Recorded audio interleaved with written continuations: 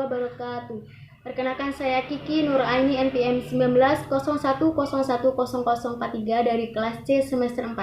Baik, dalam video kali ini guna untuk memenuhi tugas ujian akhir semester mata kuliah fikih munakahat. Baik, di sini saya akan menjelaskan materi yang ke-9, yaitu tentang walimatul urs. Walimatul urs adalah istilah yang terdapat dalam literatur Arab yang secara arti berarti jamuan yang khusus untuk pernikahan yang tidak digunakan untuk perhelatan di luar pernikahan. Karena itulah secara umum walimatul urs diartikan dengan pesta dalam rangka mensyukuri nikmat Allah Subhanahu wa taala atas terlaksanakannya akad pernikahan dengan menghidangkan makanan.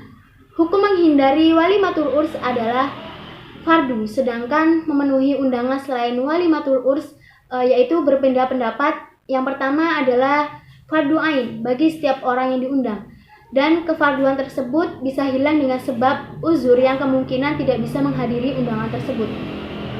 Ada 5 syarat pertemuan ikhtilat yang harus dipenuhi, yaitu yang pertama, semua harus menutup aurat. Jika ada pertemuan salah satu ada yang tidak menutup aurat, maka haram semua. Yang kedua, sama-sama menjaga mata. Biarpun menutup aurat, jika mencari-cari di balik auratnya, maka haram. Yang ketiga, yang dibahas hal-hal yang baik. Jika kita sudah menutup aurat, lalu yang dibahas adalah yang melanggar syariat, maka tetap saja haram hukumnya. Yang keempat, yaitu tempat yang mulia, seperti di masjid, majelis ilmu, dan lain sebagainya.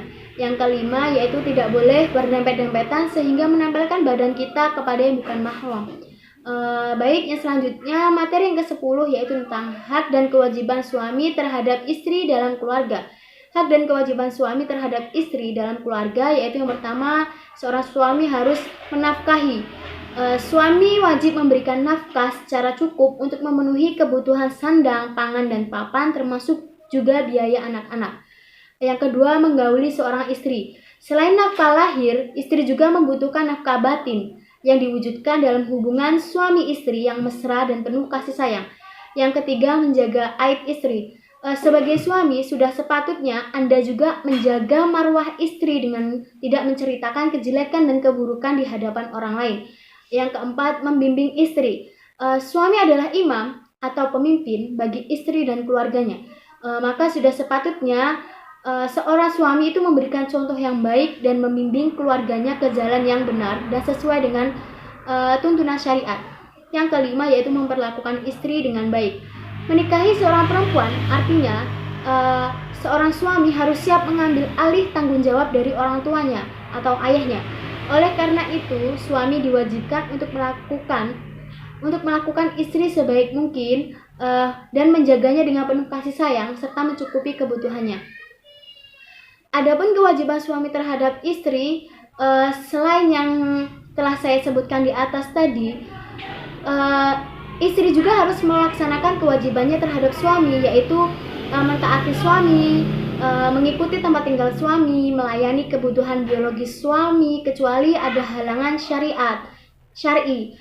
menjaga diri saat suami tak ada dan tidak keluar rumah kecuali dengan izin suami. Lalu bagaimana hukumnya suami apabila tidak memberikan nafkah? Haram hukumnya seorang suami tidak memberikan nafkah adalah karena suami adalah pemimpin bagi istrinya yang merupakan tanggung jawabnya. Rasulullah SAW bersabda, cukuplah seseorang dikatakan berdosa jika ia menyia-nyiakan orang yang menjadi tanggungannya. Hadis riwayat Abu Daud, Ibnu Hibban. Materi yang selanjutnya yaitu tentang hak dan kewajiban istri terhadap suami dalam keluarga. Hak dan kewajiban istri terhadap suami dalam keluarga yaitu yang pertama, seorang istri harus taat dan patuh kepada suami. Istri yang baik harus patuh kepada perintah suaminya. Namun kepatuhan istri tersebut tidak berlaku dan harus menolak apabila suami memerintahkan untuk berbuat dosa. Misalnya suami menyuruh untuk tidak sholat atau menjalankan puasa wajib. Yang kedua, melayani suami. Melayani ajakan suami dalam bersenggama merupakan kewajiban yang harus dikerjakan istri kecuali ada alasan yang dapat dibenarkan menurut syara seperti sedang haid. Apabila istri menolak ajakan suami, maka malaikat akan melaknatnya. Yang ketiga yaitu kewajiban seorang istri pergi dengan izin suami. Istri tidak boleh pergi berpergian sendirian kecuali mendapatkan izin dari suami atau dengan mahramnya yang ditunjukkan oleh suaminya. Hal ini semata-mata untuk keselamatan istri bila mendapatkan gangguan di perjalanan. Yang keempat yaitu istri menjaga nama baik suami. Seorang istri harus selalu menjaga nama baik suaminya, baik dikala berada di rumah maupun tidak. Jika istri telah berkhianat kepada suaminya, rumah tangga tersebut akan mengalami kegoncangan. Seorang istri juga harus menjauhkan diri dari perbuatan yang mendatangkan kecurigaan suami. Yang kelima yaitu menjaga diri dan amanah terhadap harta suami. Selama suami tidak berada di rumah, istri yang baik akan menjaga dengan baik segala sesuatu yang menjadi milik suami dan menempatkannya sebagai tanggung jawabnya. Istri juga harus menjaga dirinya, anak-anaknya, dan kesucian keturunannya.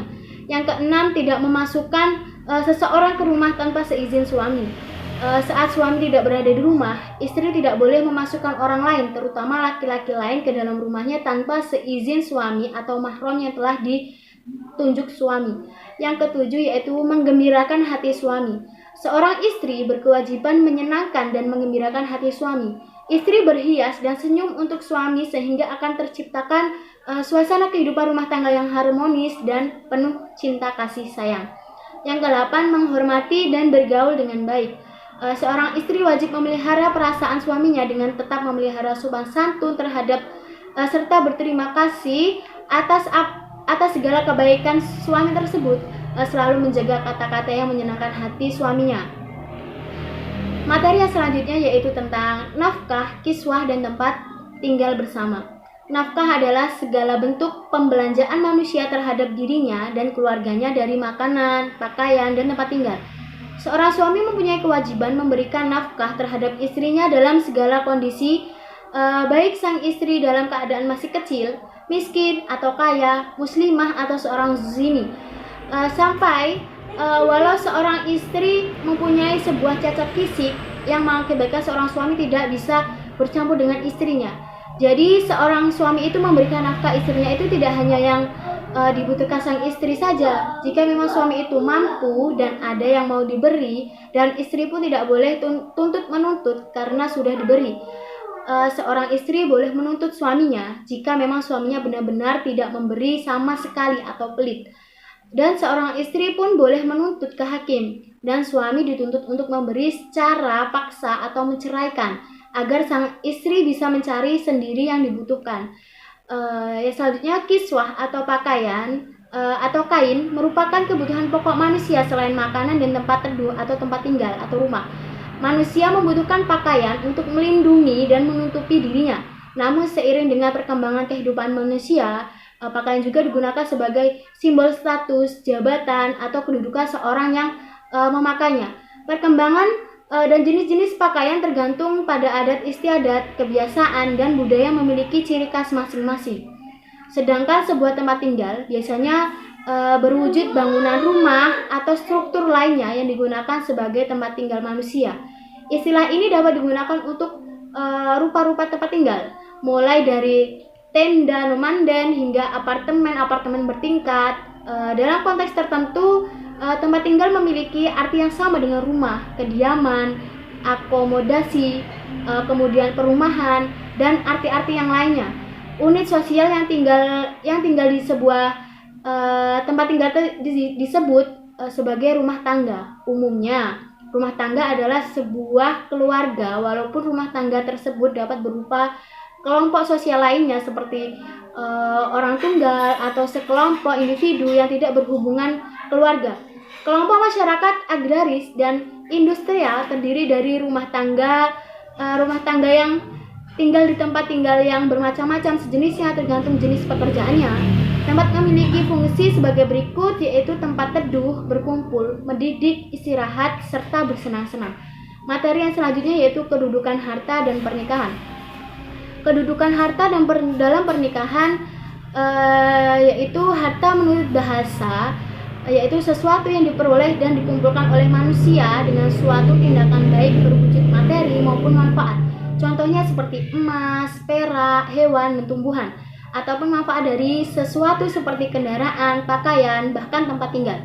Kedudukan harta bersama dalam perkawinan menurut fikih tidak diatur karena dalam Al-Quran hadis atau kitab-kitab fikih tidak ditemukan pembahasan tentang harta bersama. Kajian ulama tentang harta bersama telah melahirkan pendapat bahwa harta bersama dapat dikiaskan dengan syirkah karena istri juga dapat dihitung sebagai pasangan atau kongsi yang bekerja meskipun tidak ikut bekerja dalam pengertian sebenarnya. Di dalam Islam tidak ada aturan khusus tentang pemberian harta bersama yang terjadi perceraian. Pembagian harta bersama tergantung pada kesepakatan suami istri yang ada di dalam Al-Quran disebut dengan ashulhu, yaitu perjanjian untuk melakukan perdamaian antara kedua belah pihak atau suami istri setelah mereka berselisih. Harta orang tua berpindah harta karena orang tua kepada anak ada 3, yaitu yang pertama, jika orang tua hidup lalu diberikan kepada anaknya namanya hibah. Kemudian jika harta orang tua pindah kepada anak setelah orang tuanya meninggal namanya waris. Yang ketiga, jika memberinya waktu masih hidup membaginya setelah meninggal namanya wasiat. Materi yang selanjutnya yaitu tentang hukum menikahi wanita yang pernah berzina. Hukum menikahi orang yang pernah berzina adalah boleh, akan tetapi orang tersebut harus benar-benar bertaubat. Para ulama yang berbeda pendapat tentang hukum menikahi orang yang berzina, menurut yang paling ulama, dibolehkan menikahi orang yang pernah berzina, baik laki-laki maupun perempuan. Berdasarkan keumuman perintah untuk menikah dan menikahkan orang-orang yang masih sendiri. Begitu juga mereka berpendapat berbeda tentang kebolehan menikahi perempuan yang hamil karena perzinaan. Mazhab Asy-Syafi'i dan Abu Hanifah serta Muhammad Al-Hasan membolehkan seorang yang berzina dan menghamili seorang wanita, maka dia dibolehkan menikahkan dengannya, menggaulinya. Tetapi jika yang menikahi wanita yang hamil tersebut karena perzinaan adalah laki-laki lain, maka dalam hal ini dia hanya boleh menikahinya dan tidak boleh menggaulinya. Maka yang lebih baik adalah jika laki-laki yang pernah berzina dengan wanita tersebut menikahinya, bukan menikah dengan laki-laki lain. Sah-sah saja kita menikahi wanita yang pernah berzina, apalagi dengan niat untuk membantu dan menafkahi anak si wanita tersebut, dan si wanita juga menyesali dan bertaubat atas perbuatannya. Yang tidak diperbolehkan adalah Anda menikahi seorang pezina atau orang yang tidak pernah bertaubat dari zinanya. Wanita yang pernah berzina kebanyakan sulit diterima dalam keluarga. Untuk itu, Anda sebagai calon suami harus menutupi aurat wanita tersebut dan tetap membimbing ia agar menjadi wanita yang lebih baik dan tegar.